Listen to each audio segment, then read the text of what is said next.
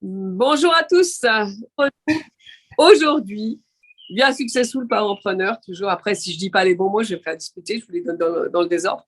Euh, pour parler de comment accroître sa marge bénéficiaire. Ah ouais, ça fait mal à la tête, hein, juste après le nouvel an et tout.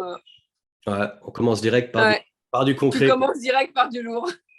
Patricia, quatrième point, puisque tu en as déjà parlé, avoir trop d'interruptions de travail.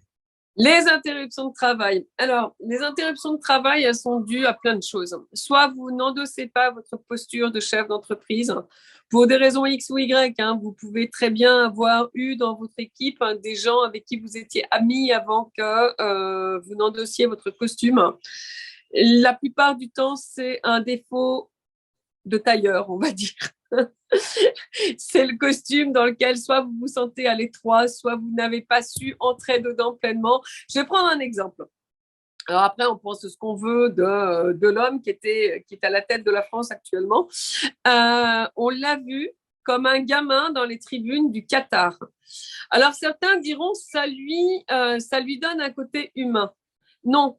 Quand il se déplace sur une Coupe du Monde, il est le président de la France. Il représente la France, il représente notre pays. C'est Il clair. était dans la tribune présidentielle, il était dans la tribune officielle. Je ne sais pas si vous avez vu, c'était super intéressant en termes d'expression gestuelle. Si vous avez vu le regard des Qataris, et si vous regardez bien dans la tribune, il y en a un moment, il y en a un qui va déporter son téléphone vers Macron spécialement.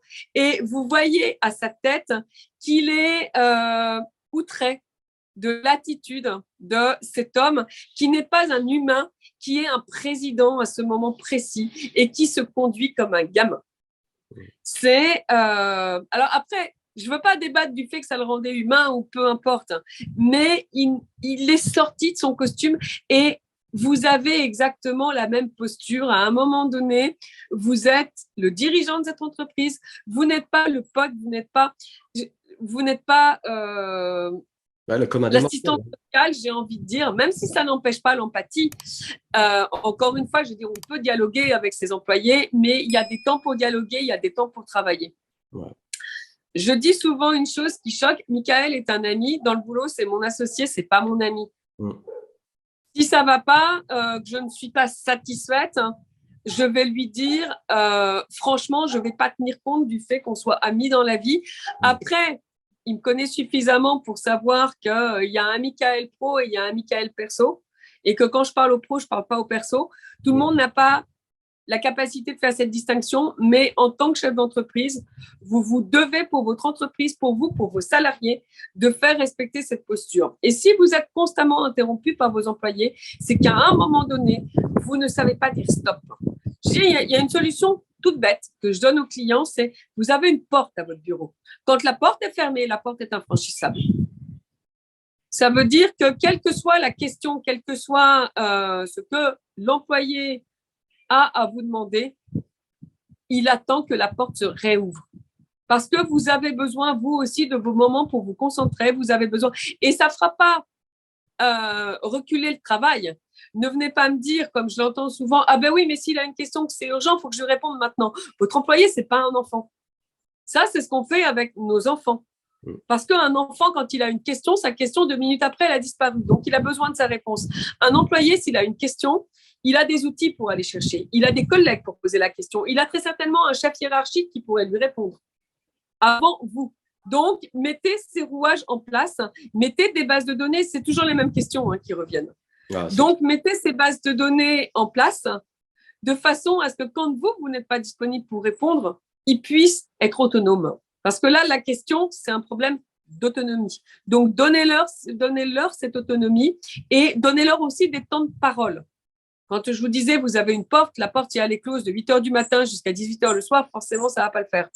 Mais vous avez la possibilité de dire, bah, écoutez, de 8 heures à 9 heures, je prends mon café, je suis disponible pour les questions. Je suis disponible pour les questions de midi à 13 heures. Et vous allez voir que le taux d'interruption, il va plonger parce que les gens qui seraient venus vous questionner sur une question bête vont se servir d'un outil bien pratique qu'on appelle le cerveau. Et soudainement, ils vont réussir à trouver des réponses par eux-mêmes à des questions qu'ils n'auraient jamais dû vous poser parce que la réponse, vous l'avez déjà donnée ou qu'ils la connaissent. Et que c'est juste une méthode de procrastination. Donc ça, typiquement, c'est à vous de cadrer ce genre de débordement, parce que quelque part, c'est un débordement, et d'endosser ce costume que Macron n'a pas su endosser dans la Coupe du Monde. soir, dimanche soir, peu importe, qu'il n'a pas su endosser lors de cet événement et à d'autres multiples reprises, mais on ne parlera que de cet événement-là. Endosser ce costume, et ce costume, il a une posture qui va avec. Et vous verrez que les choses, elles tournent naturellement et que vous allez pouvoir mieux anticiper également les besoins de contacts sociaux de vos employés. Parce que l'empathie n'est pas non plus à exclure, parce que l'empathie est aussi un manque d'empathie est une source de perte également dans l'entreprise. Donc, arrivez à faire son pondéré et rentrer dans votre posture. L'autre raison, l'autre biais, c'est d'avoir la posture du chef d'entreprise arrogant qui ne répond jamais aux questions et où les employés, au final, gardent leurs questions sur le côté, leurs questions importantes et n'avancent pas par peur d'aller poser la question. C'est l'autre biais à ne pas prendre parce qu'il n'est pas plus productif.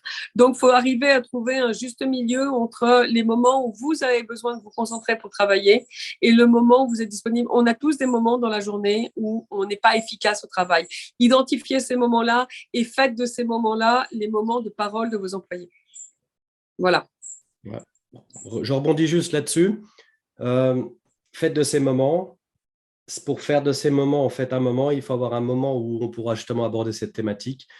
Ce que j'ai aimé faire par le passé dans les business où j'ai pu être responsable et ce que j'aime faire dans mes propres business, et c'est ce qu'on fait avec Patricia, on s'offre et on s'autorise des moments justement pour aborder ces thèmes. On pourrait, là, dans l'enregistrement de cette vidéo, couper le déroulement de cette vidéo et parler d'une thématique importante. Quelle est la raison qui pourrait justifier d'interrompre cette vidéo pour aller parler d'un truc important? Et tout le monde qui nous regarde là, vous diriez effectivement que ça n'a pas de sens. Pourquoi vous le faites quand vous êtes en train de faire votre comptabilité, quand vous êtes en train d'avoir de préparer un entretien de vente avec un client potentiel? Pourquoi vous le faites quand vous êtes en train de faire une offre, etc., etc., dans toutes les tâches que vous avez en tant que dirigeant et en tant qu'entrepreneur ou entrepreneuse? Ça n'a pas de sens. Donc, donnez-vous en fait des slots. Des slots, ce sont des petites fenêtres dans votre emploi du temps où vous allez vous permettre finalement et autoriser votre personnel à parler justement de ce genre de choses. J'espère que ces points-là vous aideront tout simplement à augmenter votre marge bénéficiaire. Testez tout ça. Regardez en fait, faites une petite analyse. C'est un petit peu le cadeau de fin, comment on s'y prend finalement. Regardez, faites une petite analyse au sein du business, reprenez les points qu'on a abordés, regardez donc si c'est le cas ou pas, faites un petit audit. Et puis, travaillez là-dessus et puis regardez ce qui va en ressortir. Vous verrez que votre marge va commencer à recroître peu à peu. Et puis, si ce n'est pas le cas ou que vous n'avez pas l'impression que ça va suffisamment vite, n'hésitez surtout pas à nous contacter soit par commentaire en nous disant que vous aimeriez bien avoir un entretien, ou alors vous allez sur le site et puis vous nous contactez tout simplement par le bouton qui sera là pour prendre contact avec nous, tout simplement. Voilà. Et cette thématique aujourd'hui, donc comment augmenter sa marge bénéficiaire, c'est un des résultats essentiels, si ce n'est le gain de liberté qu'on apporte également avec nos séminaires. Eh bien, c'est le fait aussi de pouvoir augmenter sa marge bénéficiaire.